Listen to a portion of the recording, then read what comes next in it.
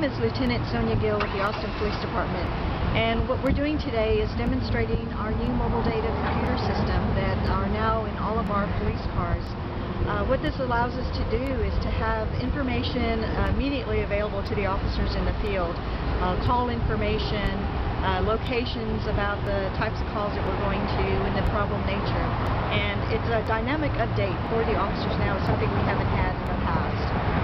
It's a big difference for us. So what we had before was a text-based application. It wasn't updated dynamically when the call information was received.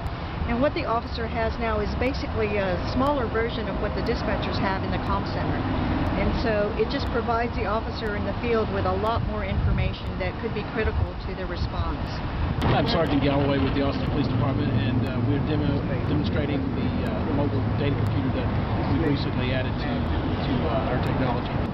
Basically what happens is the officer signs on, and then he's able to look at any of the calls that are holding in a particular area. If there are calls that are holding in the area, he can actually click on the call and it will actually bring that call to the screen. And if there's any information in the call, then he'll be able to take a look at that information and it will be readily available to him on the screen. If you want to find out where all the units are within the sector, you click on the units button. It shows you where everybody is, and if you actually want to see where that person is on the map, you can actually touch that button and it'll actually take you to that person or to that officer and show you where in the city that officer's car is.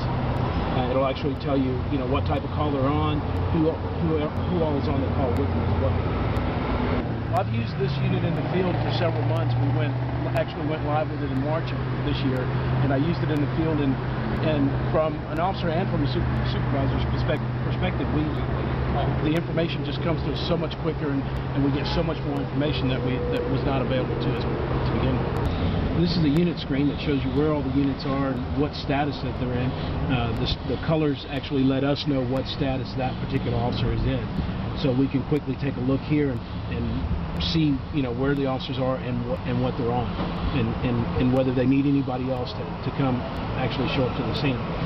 The map screen, if I click on the map screen and I want to see where a unit is, it will actually zoom the map in and show me exactly where this individual is, and I can see now that we have this crime scene unit is out on St. Elmo.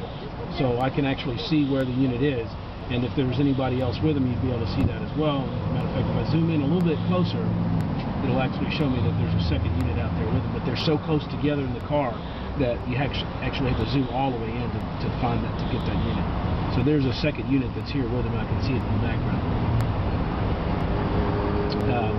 It just seems like this really enables more effective teamwork between different patrol cars out in the field responding to calls. When you know where everybody is, then it makes things a lot easier.